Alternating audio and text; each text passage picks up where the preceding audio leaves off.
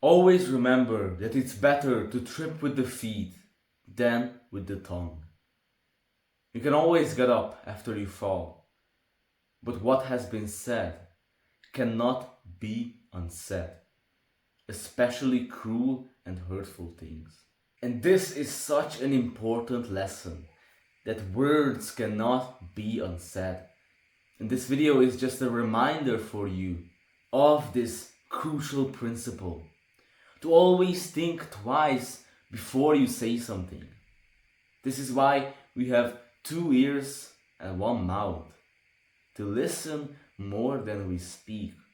Think twice before you talk. Especially when you're angry. Because most of the time, it's when you lose your temper that you say something that you'll regret later, that you really didn't want to say. It's when you're angry that you say something hurtful to your partner. It's when you're angry, when you accidentally hurt your friends, even though you didn't really mean it that way. Or maybe you say something mean to your mother, just because you were tired. And you just wanted to go in your room and watch some YouTube or whatever. And now when you're not around, she's tearing up because of that. And thinking about how many years she spent raising you. This is why it's so important to always think twice about what we say and how we say it, so that it doesn't come off in a bad way. So that it won't be misinterpreted. So that we won't hurt the people around us that we love. A simple rule that I follow is that I only say something if it shouldn't be left unsaid. Basically ask yourself, should I really say this? Or am I only wanting to say this just to say something?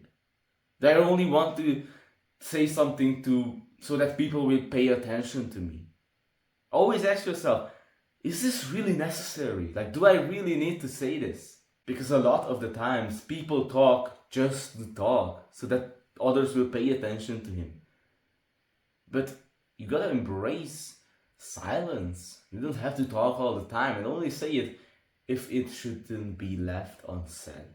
That simple rule is so great. Only say it when it shouldn't be left unsaid.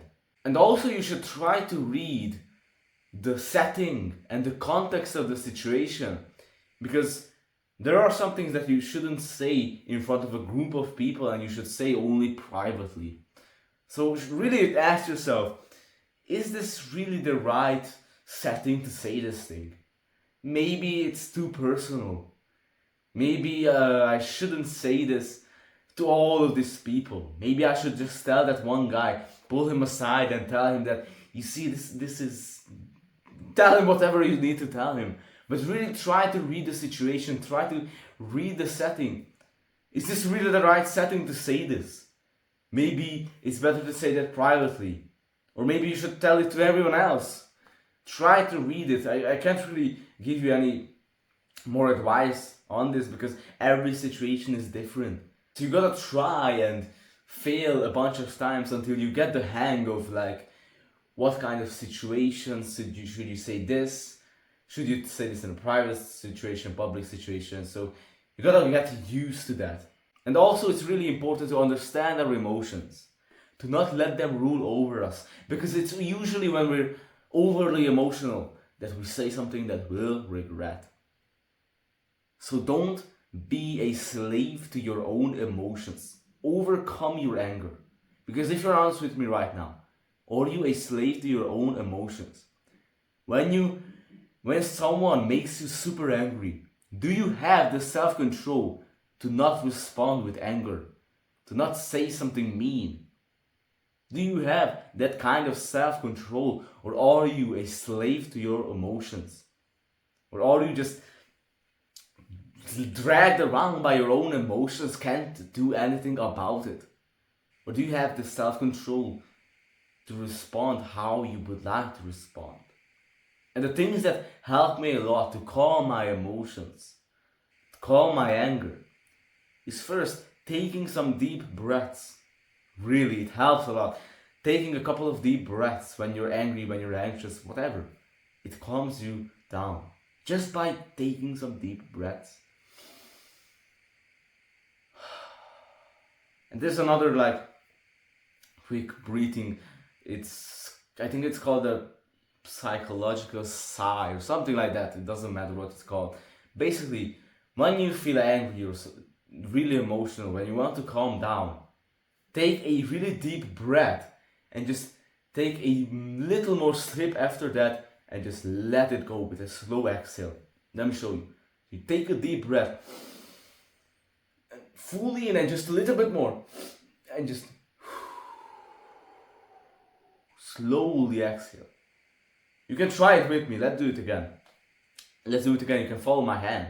So a full inhale. Just a little bit more.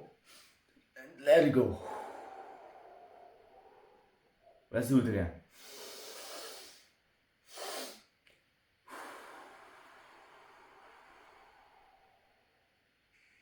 And you can make your exhales really long. That will help.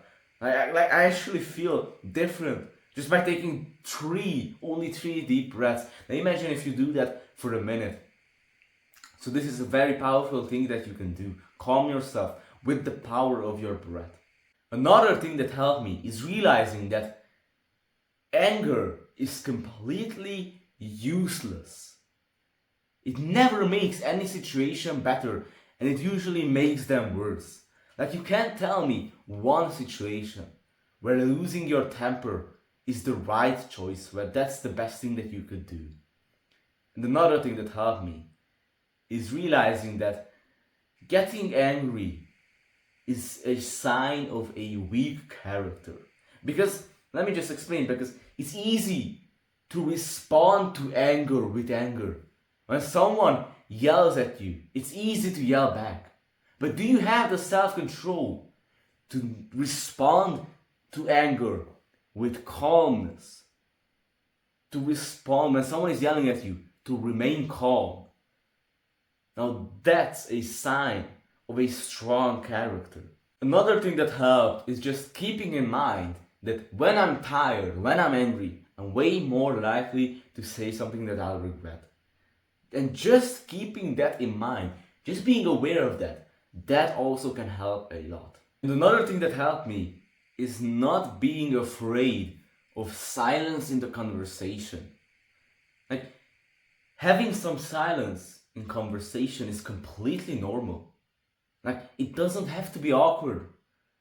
You can have silence in the conversation. You don't always have to say anything. The conversation doesn't always have to go on.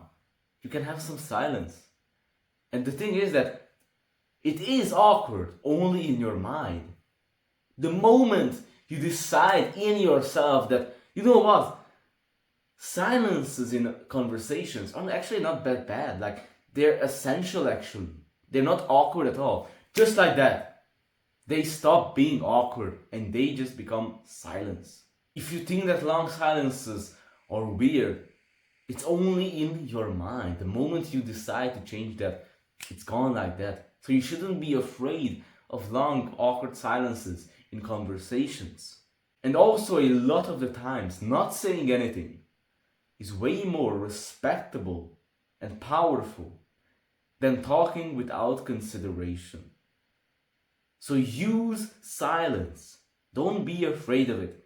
Always say less than necessary. So keep this in mind, that it's always better to trip with the feet than with the tongue. That words cannot be unsaid.